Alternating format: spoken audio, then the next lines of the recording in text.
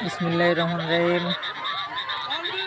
পাটগ্রাম উপজেলার জগৎবের ইউনিয়নের জগৎবের উচ্চ বিদ্যালয় মাঠ প্রাঙ্গণে বাংলাদেশ জাতীয়তাবাদী ছাত্রদল কর্তৃক আয়োজিত আজকের এই হাঁস ও মানুষের খেলাটির আয়োজন করা হয়েছে।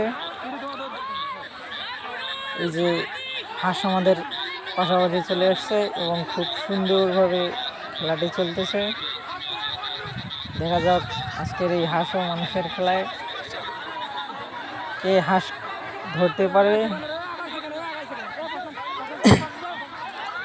খুব সুন্দরভাবে খেলাটি চলতেছে এবং মাঠের চতুর্দিকে দর্শকে ভরপুর হয়েছে।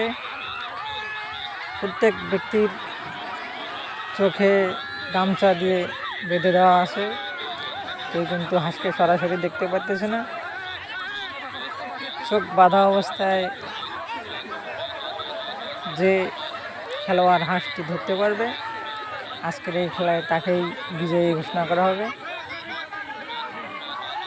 এবং বিজয়ীদের জন্য একটি আকর্ষণীয় পুরস্কারের ব্যবস্থা করা হয়েছে।